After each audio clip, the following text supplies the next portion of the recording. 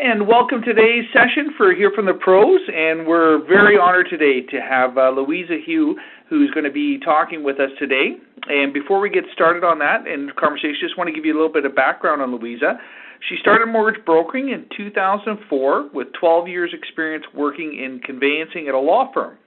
Through persistence and support from her friends and family, Luisa has successfully grown her business and has been recognized as CMP's top 50 to 75 category for the last 7 years in a row, which is quite an accomplishment.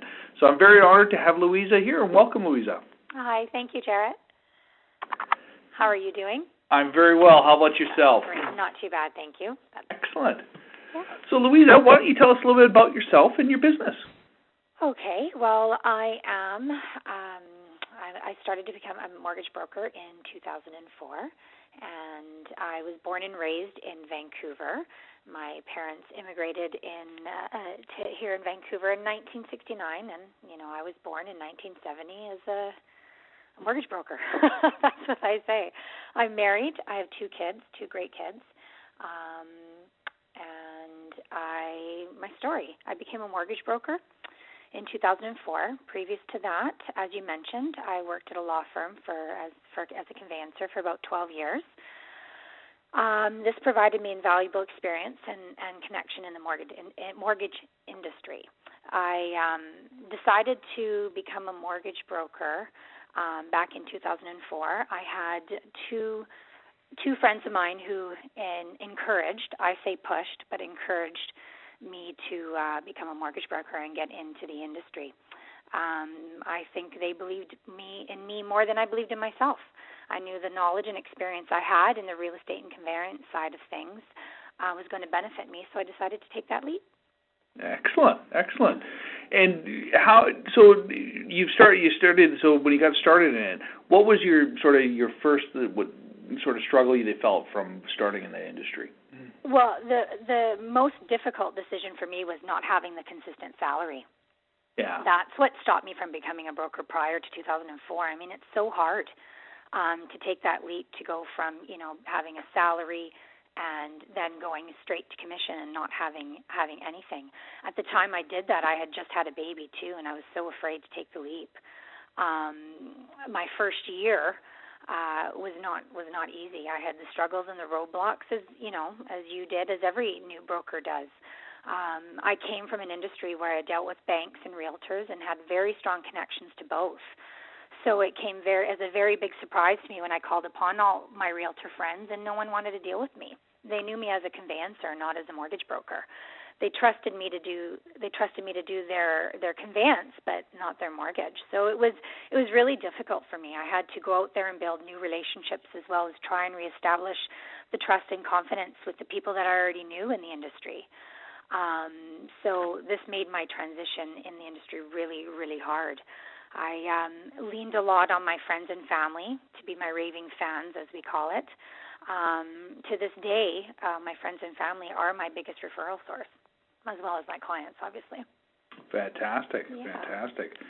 And so what is it, and you started that, so after you started you got over that initial hurdle and that fear, what sort of processes or systems did you put in place into your business to get it to the level you are now, over the journey?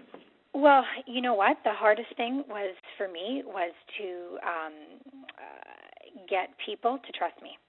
Yeah. That was what I found, getting people to trust me.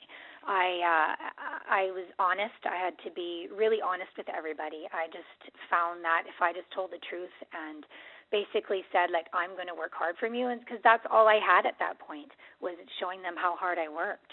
I showed up in the very beginning at realtor open houses and sat with the realtor, even if they didn't want me there.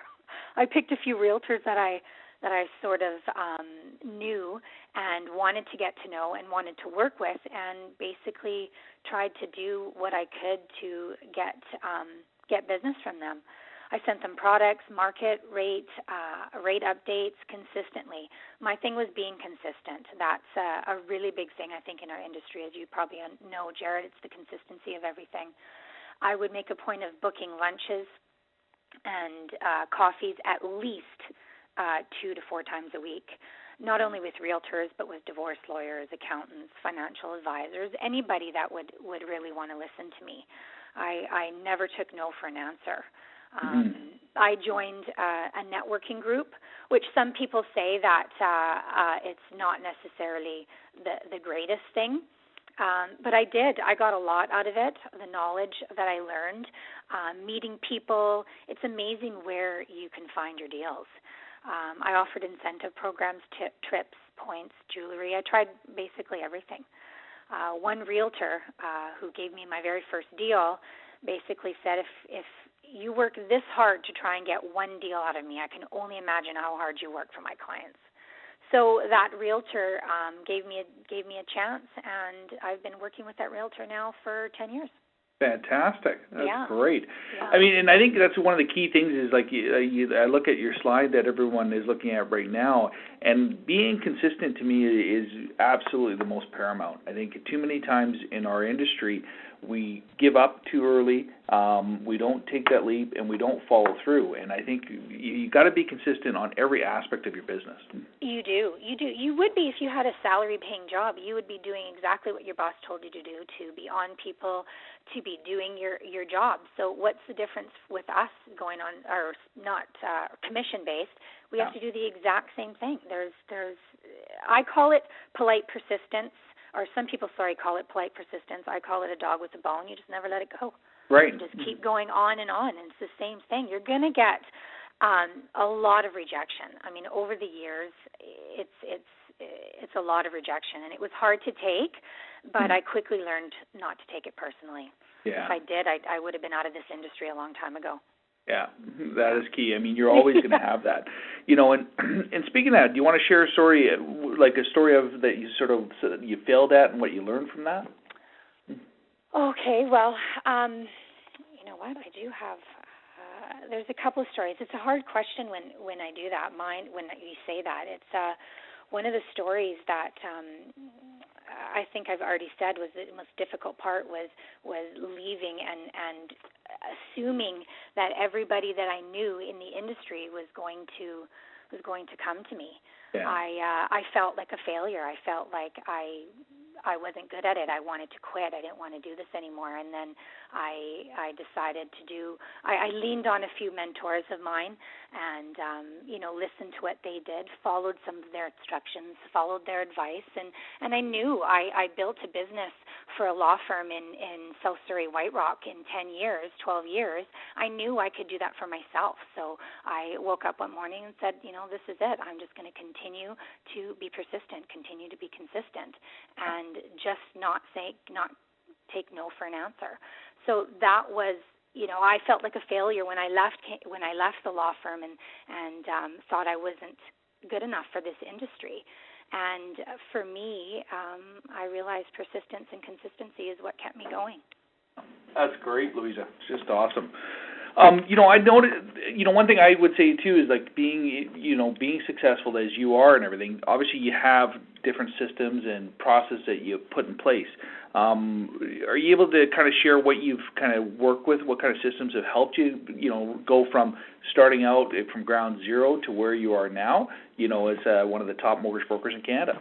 Sure. I couldn't do what I do today, honestly, without help. One of the biggest things in the very beginning, I started out wanting to do everything myself. I didn't want to let go of anything. I wanted to know everything that was happening with the industry. I would tell myself that I was doing it all so that I can learn the industry and understand their underwriting process.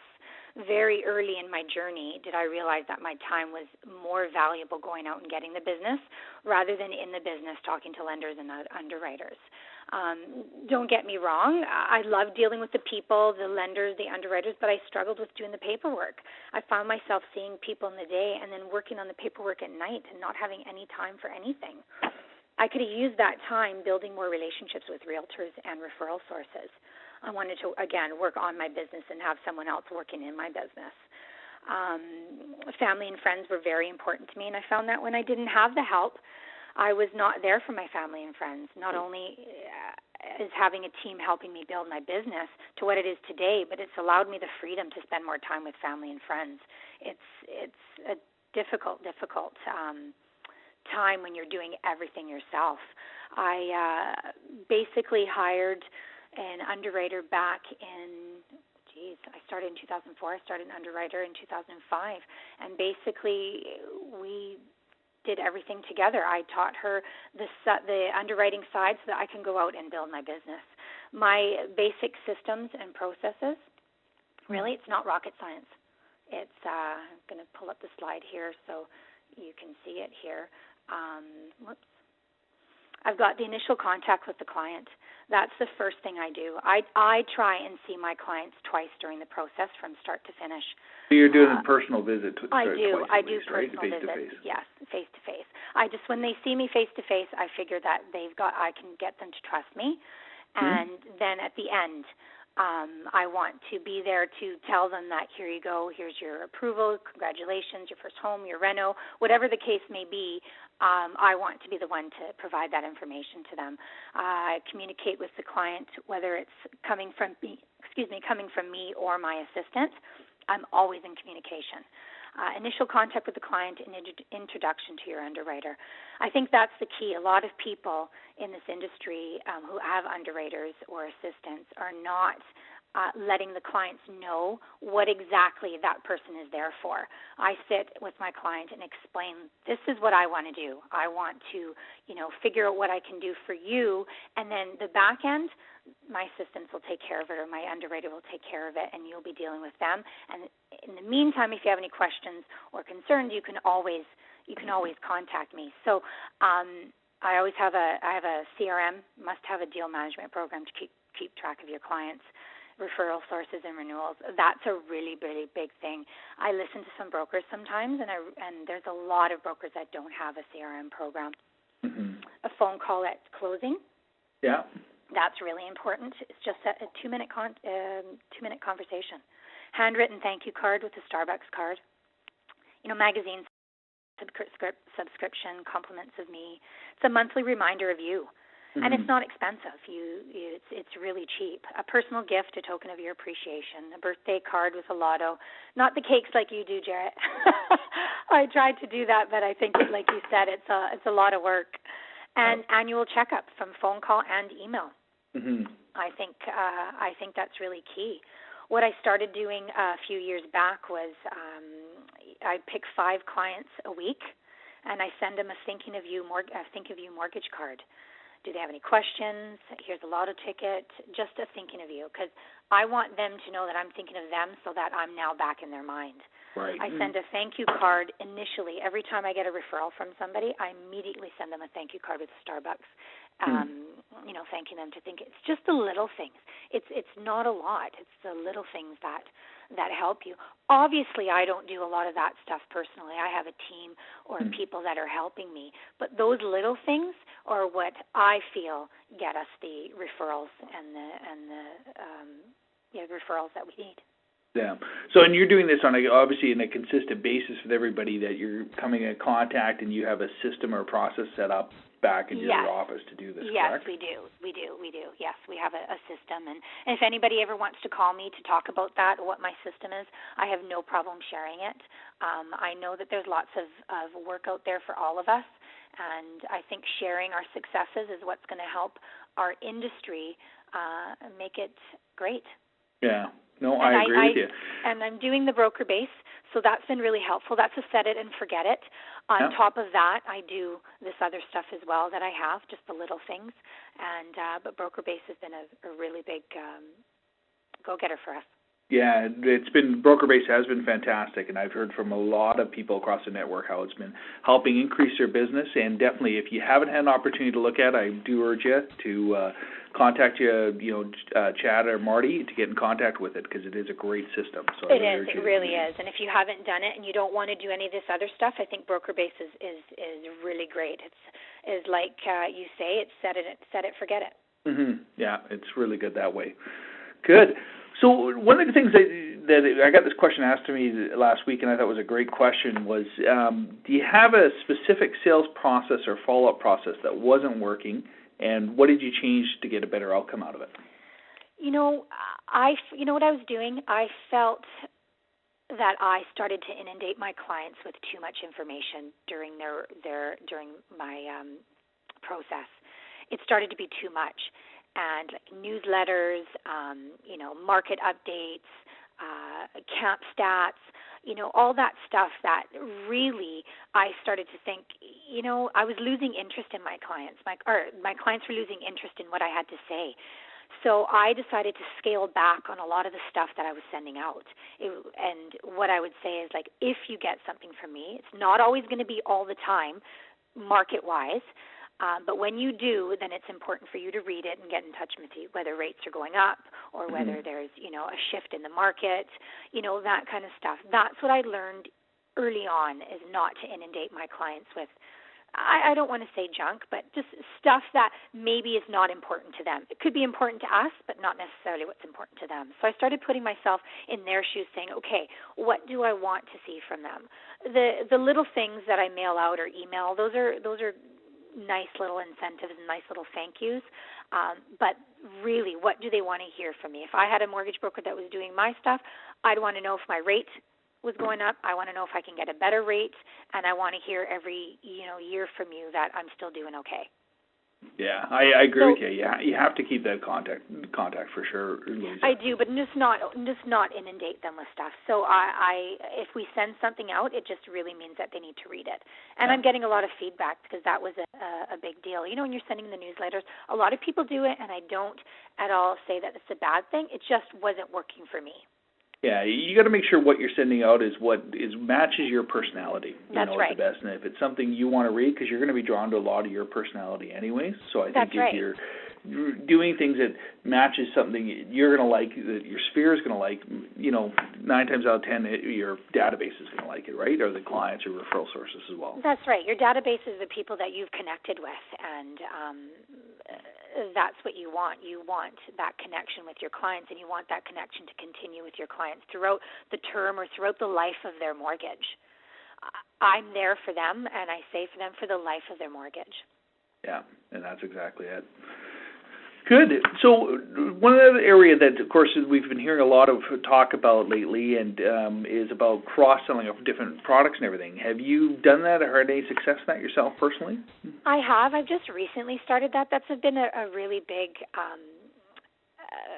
sore spot for me, because I'm not an expert on life insurance or mortgage insurance. I'm an expert, or I think I'm an expert in mortgages, and I can get them the best product, the best rate, the best service, and all that. But with insurance, and that's what I think you're meaning, because that's what a lot of us are cross-selling, it was difficult for me.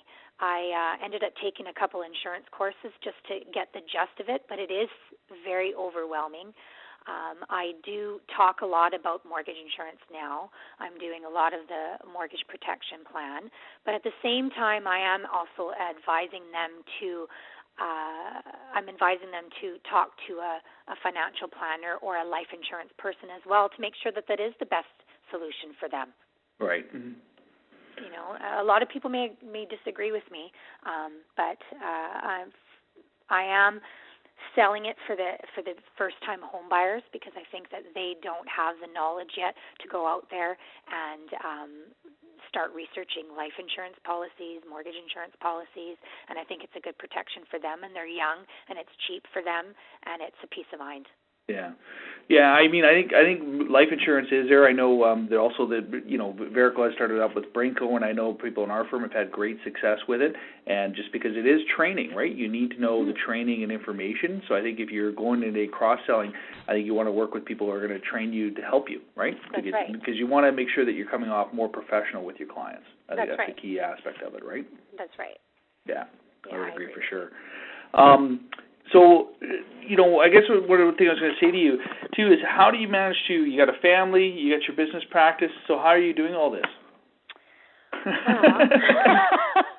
want to say I don't sleep, but, without my team, without Laura and Christina, Sandra, Terry. Without them there, I wouldn't be able to do what I do, and they are truly a great support team. I have my husband Trevor, who's in the industry as well, and he supports me so much. It's that's the only way to work, with a support team and a family at home that's going to be able to help you when you need to. I try not do too many weekend appointments or evening appointments, but I'm finding, and I don't know if anybody else is finding it, but I'm finding that I'm having to do that a little more these days, just because everybody's just really, really busy, and their life in the day is work, and they only have time at night. So I try and do one night appointment a week and one Saturday a month.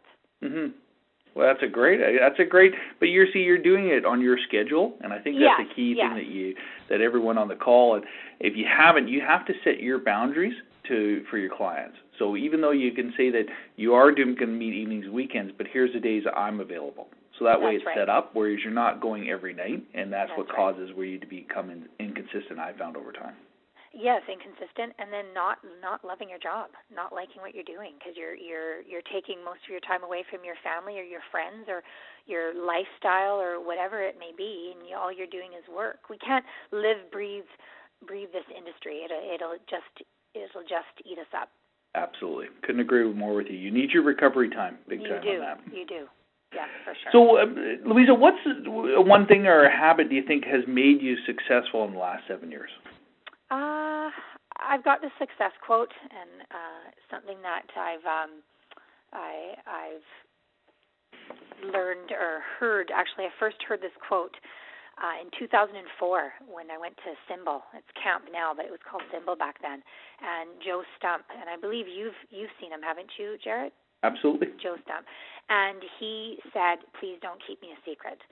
And that phrase, that quote, it completely changed my thought process on how I was going to approach my business. Why should I keep myself a secret? I wanted everyone and anyone to know who I was and what I could do for them. I had recorded this quote at the end of my voicemail, my emails, my letters. I tell my clients at every appointment not to keep me a secret. It used to be on my cards as well, but recently, since we merged and became Ziva, I changed that, and it's not on there anymore. So that really made a difference for me, and I believed it. Yeah, I believed it. Don't keep me a secret. Anybody I meet, whether it's new, old, I always remind them what I do, or I always tell them what I do.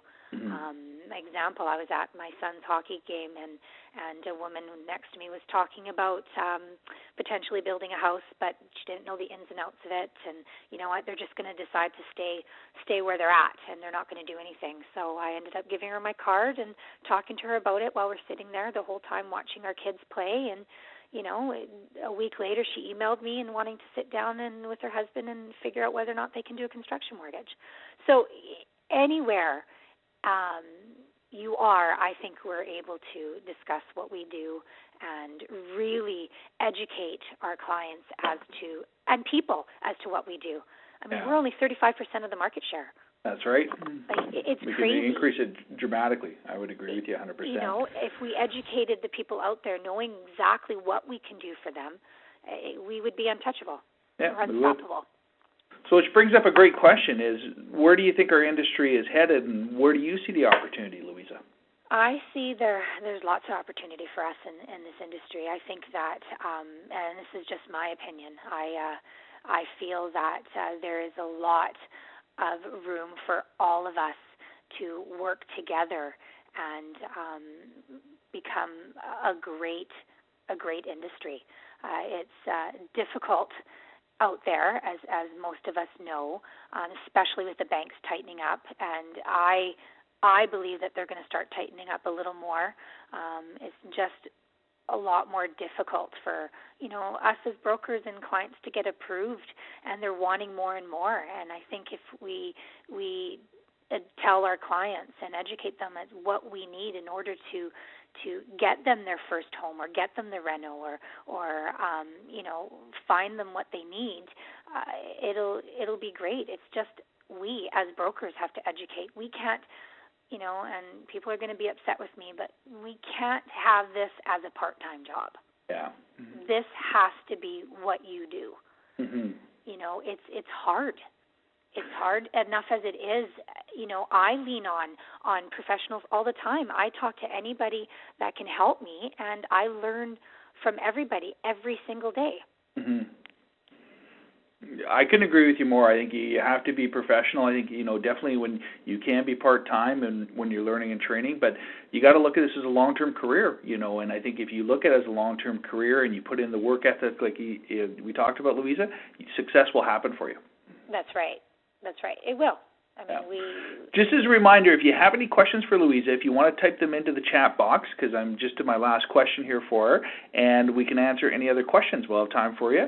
So if you just want to type any other questions into the chat box, and I will ask those for Luisa. So Luisa, last question here for everyone. What 3 things would you tell yourself to, if you went back in time, in order to improve your business today? 3 things that I would tell myself.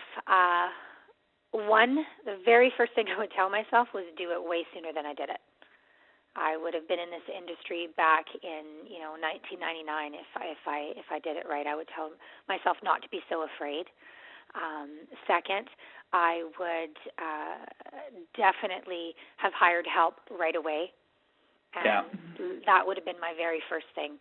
And last, I would align myself with, professionals and people who were already in the industry and who had the experience and the knowledge so that I could learn from them. I tried to do a lot on my own, and I could have just aligned myself with professionals that would have helped me. Right. Great advice there. So we do have some questions for you. Okay. One is, what CRM system are you using? Right now I'm using Salesforce. Okay. Salesforce has been around for a lot of years, and right now is, I believe, one of the number 1 CRM systems. Very easy to use. It gives me the reports I need, access to, clients and whenever I need them. So I really like that one. We researched, well, I can't say we researched. Trevor researched it and set it all up, and I just I just joined along. Perfect. And one other question, this is great. When you call up clients for annual reviews, what do you discuss with them? When I call them up, I first send them out an email, and I basically say happy anniversary. I let them know that I'm here for them, and then I discuss with them how are they feeling about their mortgage. Has there been any issues with their mortgage? Maybe now is a good time, especially if they're in the variable or even the fixed. I discuss let's increase maybe our payment by $15 to $25 every 2 weeks or monthly, so that we have a little bit going to our principal. Our goal here is to eventually pay this off as quickly as possible, and if we do that now and increase it, you're not going to see $15 or $25 every 2 weeks or a month for that matter. So I really focus on having them increase that. Or I talk about, where are they at? Are we happy? Or actually year 2. And year 2 and 3 I talk about, are we happy? Are we staying there? Are we needing any renos? Or, are they expanding their family? I start to talk about a lot of the stuff that I think would happen in the first year, second year, third year. Because so much, they say within 5 years of your term, on the third year, you're thinking of either moving, having a children, or, stepping up into the next phase of your life. Yeah. I agree. I think annual reviews and keeping in touch with your clients is so valuable because, mortgages, I've always said they're a latent need. We don't think about it till we actually need it, and you want to be on top of mind so when they do need it, they're calling you. That's right. And doing the annual reviews, it's great. I find that my clients really like it. Yeah, that's great. Another question here for you is, who is responsible for what on your team? Okay, so I used to have, back in the day, just one person and one underwriter who did everything for me. She did my thank yous, my letters, my CRM, the underwriting, everything. It got to be a bit much as I started to grow my business, and we decided to hire, at that point, our underwriter that we had, and then a marketing role, which was just handling the database and realtors. handling all that stuff. So I ended up having two people do that. Now things are different. We have an underwriting pool, and then I have an assistant, Erin, who's wonderful, and who handles all my thank you cards, my CRMs, my letters, all that lovely stuff that I don't have the time to do. Yeah. Nor want to. Exactly. Well, you're out there cultivating the business and growing it. That's right. That's right. Yeah, that's your role now. Fantastic. Well, that's perfect. Well, it comes up to 10 or 11 o'clock here on the BC coast, and there's no other questions here for you. So I just want to thank you again, Luisa, for taking the time and to share your information. It was fantastic, and I appreciate everybody on the call, and I wish everyone a great day, and thank you again, Luisa. Well, thank you so much. And remember, everybody, don't keep yourself a secret. Awesome. Take care. Talk to you later. Bye.